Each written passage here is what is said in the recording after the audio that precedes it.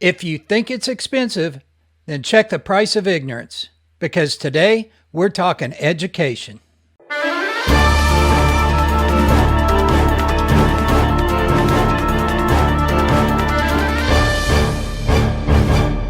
Education is fundamental to our nation, but we are moving in the wrong direction. In the 50s and 60s, America was number one in the world in education. As other countries expanded curriculums and exacted greater student performance, America tied its curriculum to test scores. This has resulted in schools teaching tests rather than concepts, and we have dropped in educational performance in the world. Jimmy Carter created the Department of Education on 17 October 1979. Since then, the federal education spending has skyrocketed, but test scores have remained flat. Programs like No Child Left Behind and Common Core have been dismal failures. The federal government has imposed restrictions and requirements on schools, but only provides 8% of the funding for education in K-12. So why should the federal government be dictating to the states how to run education and creating such poor performance in the process?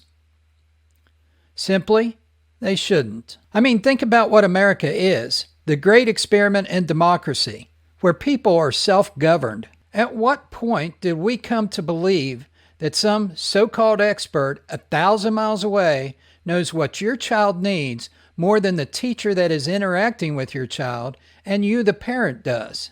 They don't. And we need to make education local again. America is also the lab of ideas.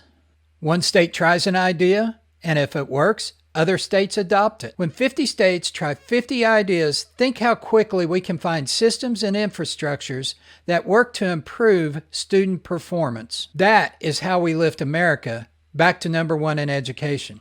But we need to free the states. I will get the federal government out of education. I will send the federal dollars to the student's flexible savings account so the money follows the individual, not the institution. This way, the parents will be free to seek the education that best fits their child. Since the FSA is flexible and can accept income from any sources, the states could use this to fund students instead of institutions. In this way, parents of students with special needs can easily seek a school that meets the needs of their child. No complicated forms or restrictions. Kinderhorn says she will never support an education solution that includes vouchers. But why would you eliminate any option that could increase education quality? The answer to that is simple: unions. Horn will support unions over children's education. I will not. I will seek solutions that will enable teachers, parents, and students to gain the best education possible. Period. Join me in keeping America free. Go to www.greenforcongress.com/join. Together we can empower the individual, shackle the deep state so everyone can prosper. Until next time, God bless.